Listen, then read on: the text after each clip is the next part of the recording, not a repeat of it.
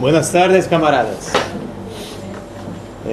Yo creo que es un momento muy importante para nosotros. Esto digo desde un punto de vista colectivo.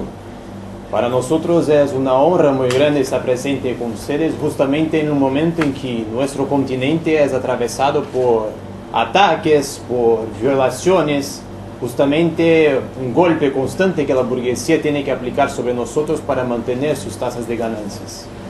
Los compañeros colocaron elementos fundamentales para conseguir comprender lo que se ocurre, cómo se ocurre y cuál es la perspectiva que nosotros creemos que es algo más especial. Existen momentos en nuestras vidas que siempre surge la pregunta: ¿lo que vamos a hacer del futuro? ¿Cuál será mi futuro, tuyo, de mi hijo, de mi nieta?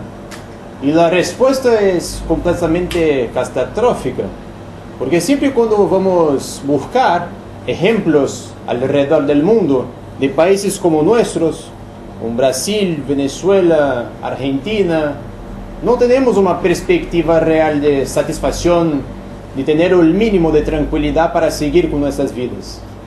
Infelizmente, siempre cuando discutimos países en extrema miseria, siempre tenemos que mirar hasta Medio Oriente o hasta África. Pero ahora eso se hizo un cambio gigantesco. Basta infelizmente mirarnos para Venezuela para ver lo que es la realidad del capitalismo a nuestro continente. Entonces, la respuesta es que no existe una alternativa dentro de ese sistema. Y que eso es la cosa fundamental para conseguir impulsar medidas de luchas que consigam colocar em perspectiva nuestra classe, de constituir nuestro próprio poder. Nesse sentido, existen termos, discussões com a esquerda que parecem ser inocentes, pero que tienen uma consequência política gigantesca. Ou seja, por exemplo, em Brasil não existe um movimento chavista expressivo que dispute, que consiga repercutir a nível social.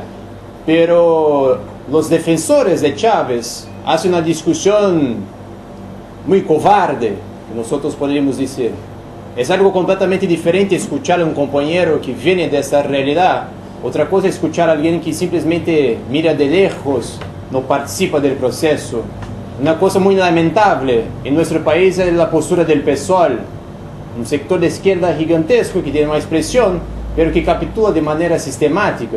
O sea, por ejemplo, el precandidato de ellos, Guilherme Boulos, cuando preguntado sobre Venezuela, ¿es una dictadura? ¿No es? ¿Lo que se pasa en Venezuela?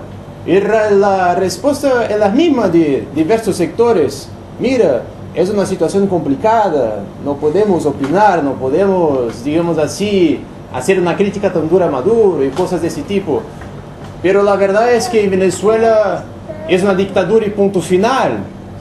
O sea, la gente, nuestros hermanos venezolanos, no solamente mueren de hambre en las calles, pero mueren ejecutados públicamente, simplemente por protestar, por ejercer el derecho legítimo de conseguir luchar contra el gobierno. Entonces, para nosotros no es una cuestión de a dónde será lo que está ocurriendo. La verdad es que la miseria está en cada esquina, en cada lugar. En ese sentido, la realidad de Brasil no se despunta de forma sin una sintonía de esto. Obviamente, nuestro país empieza siendo una semicolonia, pero la gran diferencia de Venezuela es que nosotros tenemos otras variantes económicas, o sea, no somos tan dependientes del petróleo. Tenemos una agricultura muy fuerte, una cierta diversificación de producción, pero la realidad, como el compañero nos dice, es que nuestro continente sufrió una desindustrialización gigantesca. Por ejemplo, hace 30 años atrás, Brasil tenía una producción industrial hace 6 veces mayores que la China, por ejemplo. Eso en 30 años, si fue. Entonces no tiene más reservas económicas, medios de competir en el mercado mundial. La realidad en nuestros países es que la División Mundial de Trabajo simplesmente coloca esa perspectiva para nosotros. No existe otra alternativa dentro de ese sistema. Entonces, los últimos acontecimientos políticos de Brasil, que son los más importantes y que recortan el debate de la izquierda, principalmente acá en Argentina, como si fue recientemente la prisión de Lula, que para hacer un breve relato y retomada histórica de Lula, Lula desde los 80 siempre fue un burócrata del sindicato metalúrgico de la ABC Paulista, así mismo haciendo traiciones a las huelgas. Pasados el año 90, consiguió disputar el Parlamento, se consiguió ser diputado. En el 2000, todo el mundo sabe la historia, consiguió ascender hacia la presidencia del país. Pero de la para acá se hizo un cambio cualitativo gigantesco. Ahora Lula no recibe más salario mínimo, no tiene más que trabajar, simplemente tiene millones en sus cuentas, se tornó un burgués. O sea, la familia de ellos no tiene más que trabajar, tiene acuerdos con los grandes empresarios, si hace contratos abiertos con Lebrecht y cosas de ese tipo. Entonces Lula no es más un miembro de nuestra clase.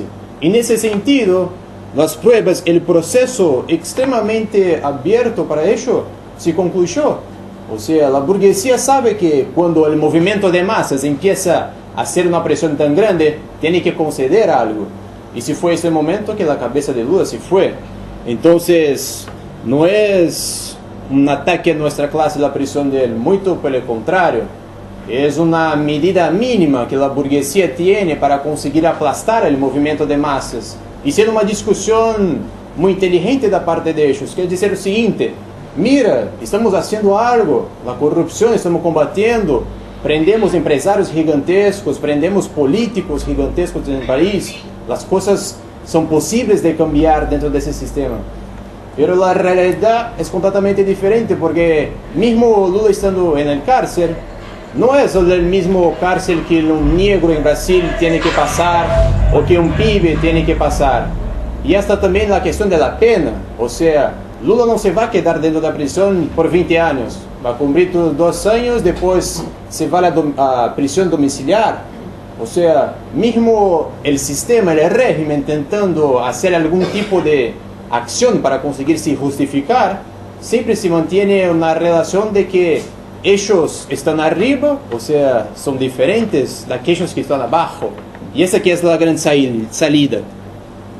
Como los compañeros hicieron un debate muy importante, no existe más una gran estabilidad del régimen democrático burgués.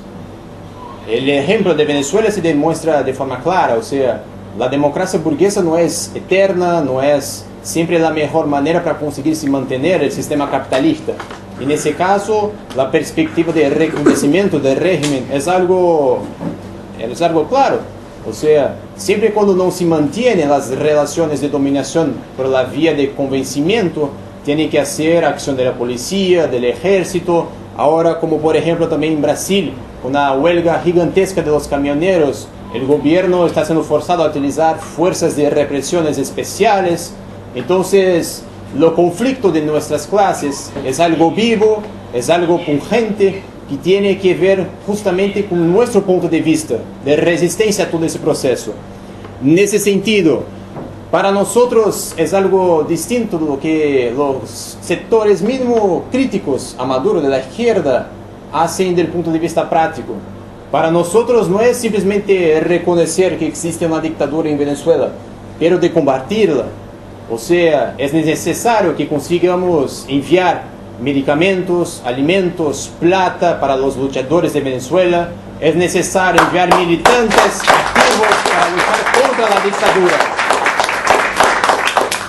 Esta aquí es la gran diferencia. O sea, no solamente ficar en cuestión de términos, de palabras, pero partir para la acción. Es algo que hace completamente toda la diferencia en ese momento. Entonces, para conseguir empezar esa discusión, camaradas, no existe alternativa. O sea, solamente en nuestra acción, en la acción directa, en la tomada de las calles, en la tomada de los palacios, es que es posible hacer algún tipo de cambio y rumbo a nuestra revolución, la revolución de los trabajadores. Gracias.